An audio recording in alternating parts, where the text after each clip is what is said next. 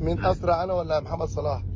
اكيد الكابتن ياسر ريان. لا بجد مش مجامله. والله انت كنت سريع جدا اقسم بالله. اسرع يعني، هو لو في الزمن بتاعنا الوقت ده حاليا ومحمد صلاح بعيد اللي هو في ليفربول او في المقاولين، هيحطوا مقارنه بيا عامه ولا؟ لو هو في نفس سنك زمان انت كنت هتبقى اسرع.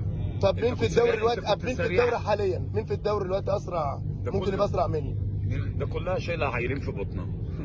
فاروق انا ولا محمد صلاح بامانه مش مجامله. سرعه؟ لا انت هشام حنفي. مين اسرع دلوقتي؟ لا مش دلوقتي، عامه بوندو قال حاجه. لا انت اسرع. مش مجامله يا جماعه والله، عشان بس الناس دي مش بوندو. انا انت عارف مش مجامله محمد صلاح طبعا.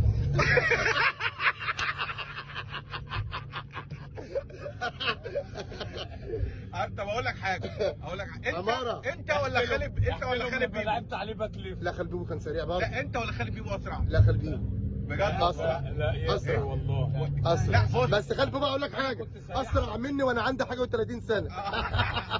بس ما هو ده اللي الواد بشير التبعي، الواد بشير التبعي في ال 100 متر، مانويل عمل اول 20 متر، اول 10 متر تسبقه، بعد كده ما تسبقوش.